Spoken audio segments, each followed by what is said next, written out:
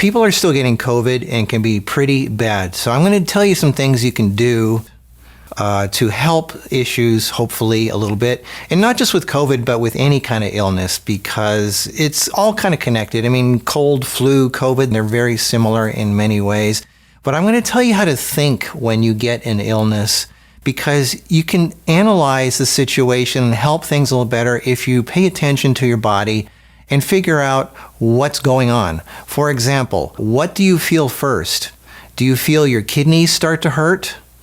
Or do you feel your lungs start to have issues? Is your head starting to hurt? Are you coughing and sneezing? Pay attention to what happens first and what's spreading, and then what happens secondly. Here's why. A lot of people think COVID, lack of oxygen, therefore lungs. It went right to the lungs. Well, that might not be the case. A lot of people actually start feeling kidney pain first. And the kidneys are connected to the lungs directly because they produce a hormone called erythropoietin, or EPO, which tells the bone marrow to produce red blood cells. And what the red blood cells do is carry oxygen throughout your body. So if your kidneys are not working right, your body's not producing enough red blood cells, therefore you're low on oxygen, and most of your tissues and organs cannot function properly.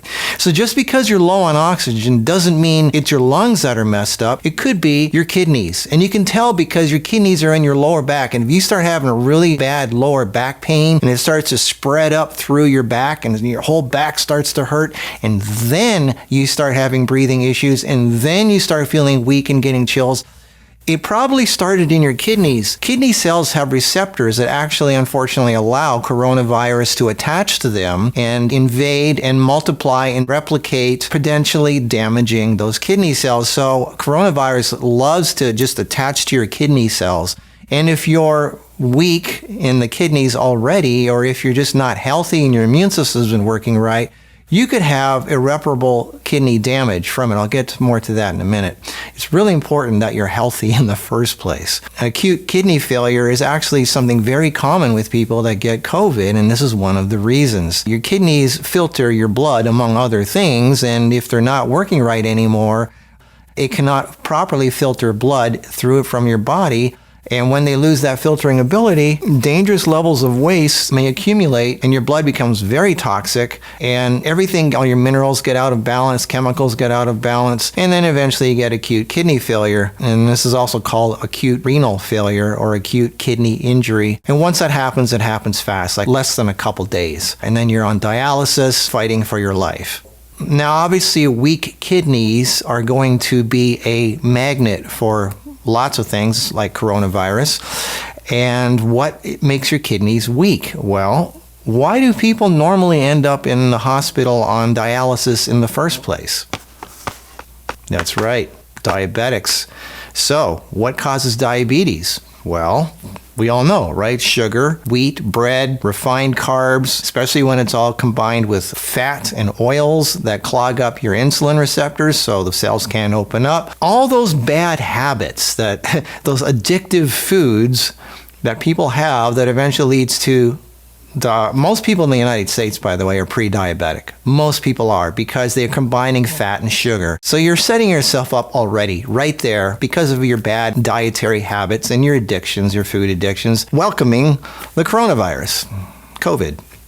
And other illnesses, obviously also. Anything where your body is weak is going to attract illness to it. Now, I'm going to tell you what to do and what to take and stuff like that, but it's not going to do much if you don't understand why it's happening in the first place and how you set the stage for all of this to happen. And in order for anything you take to actually have an effect, like I say, you have to stop doing the things that cause the problem in the first place. So the first thing you do when you get sick, COVID or anything, it doesn't matter, the cold, the flu, cancer, whatever it is, the first thing you should do for a while is stop eating.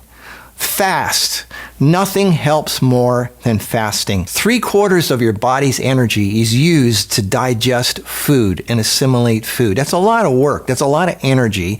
And if you stop eating, all that energy can be used for fighting something. And you have enough stored energy in you. It's stored in the form of fat, and most people have enough of that. You can live a long time on your fat. Fat is actually one of the most efficient fuel sources that your body can use. Once you start switching over to fat for fuel, it's amazing how much more energy you have, how much clearer you function, and how you can heal by simply not eating. So the first thing to do, and this is what animals do too, is when they get sick, they stop eating. They just go in the corner and they start sleeping. They might crawl over and get some water once in a while, but that's it. And that's, fasting, water fasting. So anyway, the first thing that I suggest people do, and you should do this anyway, just to kind of, clean yourself out a little bit on a regular basis, is throw a lemon in a blender, the whole lemon. And I've already made several videos about this. Taking a wild berry first makes it taste just like lemonade. It doesn't taste bad at all. It actually tastes like sweet lemonade. But you have to have a clean tongue, no food on it for the last half hour. Yeah, your receptors have to be totally clean. Put a wild berry in there, swish it around, dissolve it on your tongue. Throw a whole lemon with some water in a blender until it's liquid, seeds, rind, everything. The phytonutrients, the bioflavonoids, it's all in the rind. So you drink that, and you should drink that on a pretty regular basis. Wash your mouth out afterwards so the acids don't rot your teeth. And I suggest if your kidneys are at weaker or have an issue, throw half a green apple in there, also because of the malic acid, the tart apple, not the sweet apples, the green apples. And maybe a tablespoon of my kidney formula to help things along also. And if you don't have the resolve to not eat and you really gotta eat, you gotta have some food in you, at least stop all the sugar, stop all the wheat, all the bread, anything made with flour, stop dairy, processed food, refined oils, you already know all this. Stop the crackers, stop the comfort food, stop anything out of a can or a bottle or a bag. Only eat whole plant foods that you find in the produce section, and try not to have mainly sweet stuff. The more bitter and the more green, the faster you will heal. No orange juice, that's concentrated sugars, you're throwing out the fiber. You need vitamin C, that's true. Get the herbal vitamin C formula. Don't use the white powder, that actually backfires. I made videos about that already. So the next thing that I would do, or one of the first things I would do, is do an enema. When you are sick, your body is not working right anymore. Everything is weaker and not functioning right, and this includes your elimination system. When you're sick, you're probably not pooping. You're probably not going to the bathroom anymore because it's all shutting down there. It's backing up with waste. You need to get rid of that. So that's why an enema is so important. Don't freak out about it. It's just water. We've already made several videos about it. I'll put the link down below. You can get an enema bag at caraenema.com. It's just water. It just flushes out all that waste that's accumulating and backing up and making you even more toxic. The last thing you want is that stuff to start recirculating through your bloodstream because your kidneys and your liver are already overwhelmed. If you have an ozone machine, most people don't, but that you want some powerful healing force to help. Ozone is one of the most powerful oxidants there is. When they put you in a hospital on a breathing mask, on an oxygen machine when you have COVID and stuff like that, well, that's O2. Ozone is O3. Matter of fact, it is so caustic, so much of an oxidant that you cannot breathe it straight. It will burn your lungs. It is highly toxic if you do it straight. But you can put it in water, ozonate the water, make it bubble for 5 minutes. That's okay. Or another weird thing, I know that's kind of funny, but you put the hose in your ear and you let the ozone, it will actually go through the membrane of your ear into your bloodstream. That is another way. And ozone is heavier than air, so it actually goes down. So you put it up higher and it goes down through you.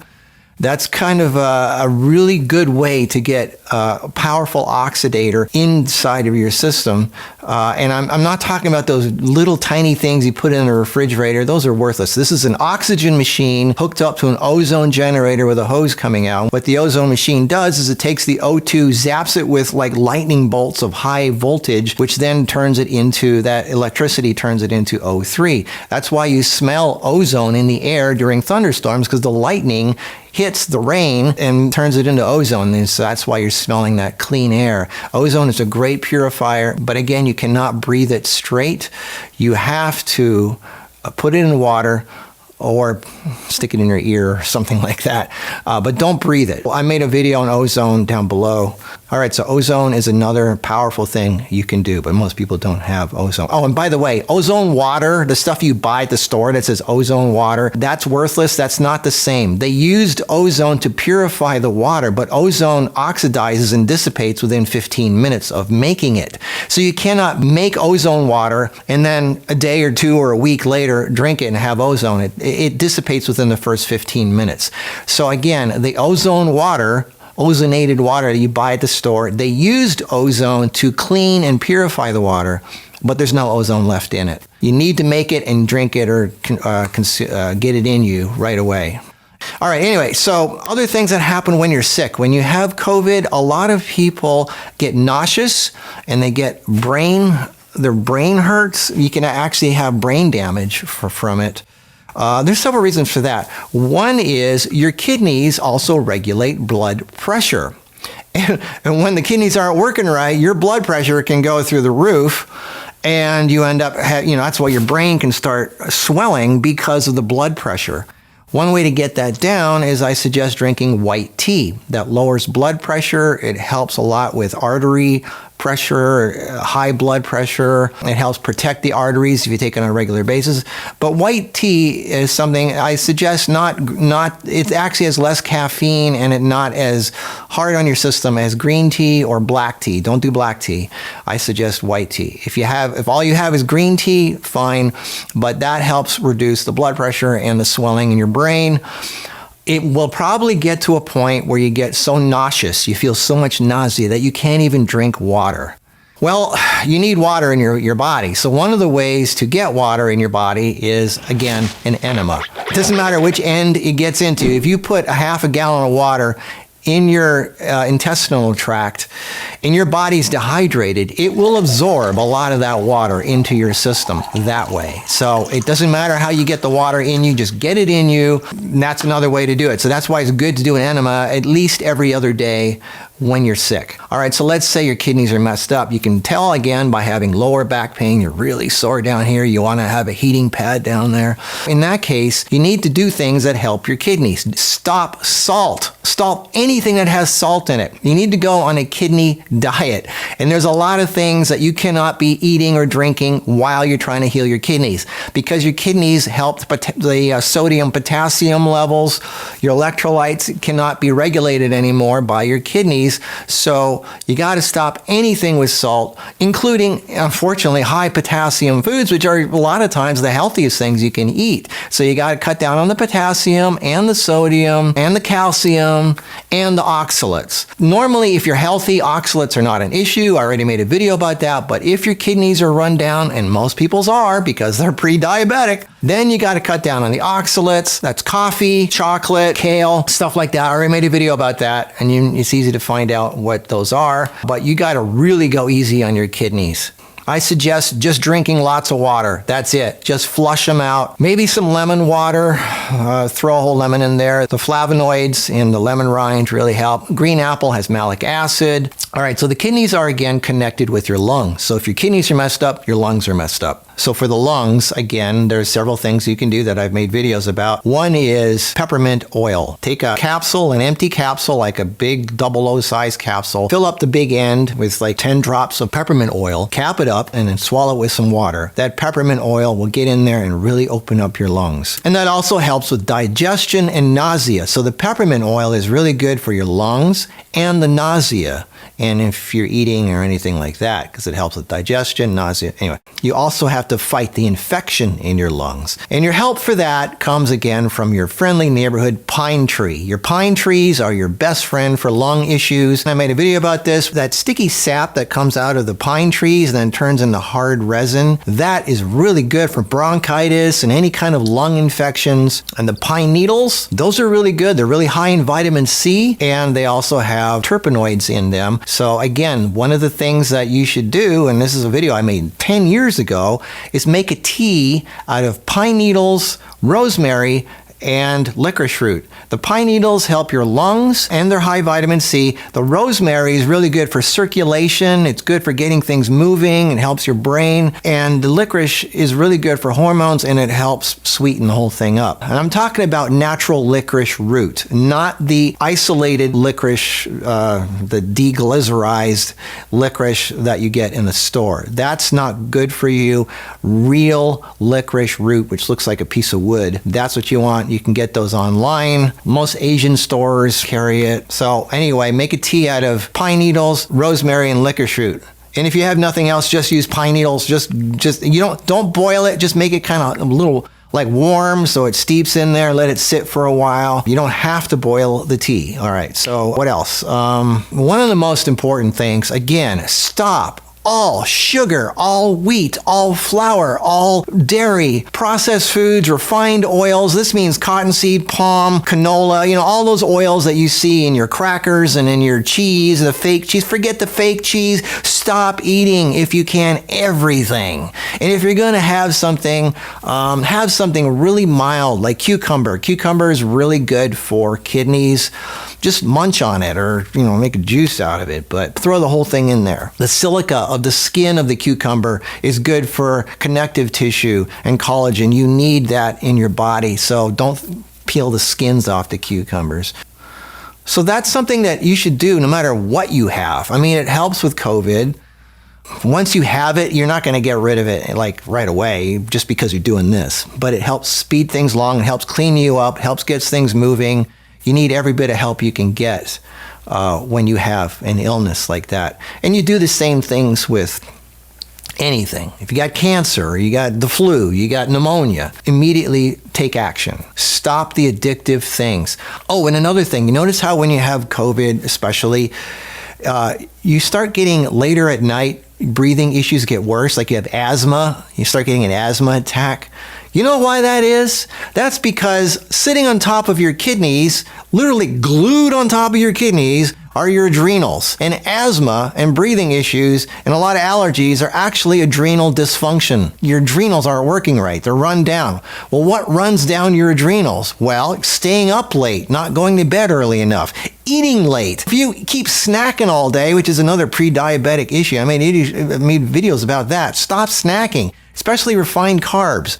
When you snack, especially eating late before you go to bed, and you got your fat and your sugar combined, your body's going to get all this energy and it's going to be like buzzing all night long. You're not going to be able to sleep because of all the energy that you created from that food. It takes several hours for food to actually go through your stomach, get into your body and start producing energy. So if you have your late snack before you go to bed, you're not going to start getting real energy from that food until like 3 hours later. And by then you're in bed trying to sleep and then you can't sleep and then you wake up tired and you wonder why. Well, you were eating late. You went to bed too late. All that stuff wears out your adrenals. Your adrenals get run down. And when you get really run down, then you start having breathing issues, allergies, asthma, and stuff like that. So if you start getting breathing issues and asthma later at night, that's why your adrenals are burned out. I could say take the age-free formula because the thing that heals adrenals and rebuilds them is adaptogens, and I've got the most powerful adaptogens in the world. And the age-free formula, it's not going to do anything if you keep doing the things that wear out your adrenals, like going to bed too late and eating too late and having stress in your life and overdoing everything. Coffee, oh my God, coffee burns out your adrenals faster than anything. You got to stop doing the things that are making you weaker,